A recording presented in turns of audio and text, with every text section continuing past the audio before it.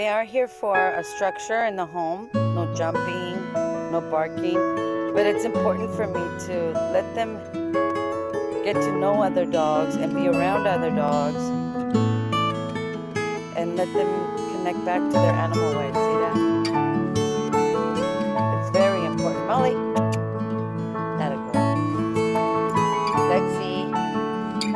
Lexi's 5 months old, I think, or 6 months old. Here for service dog training, but the first week we let them have fun and get to know each other.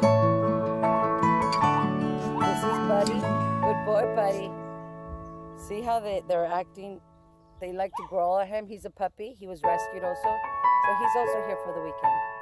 But it's important for me to expose these little dogs to big dogs, and he's such a good boy.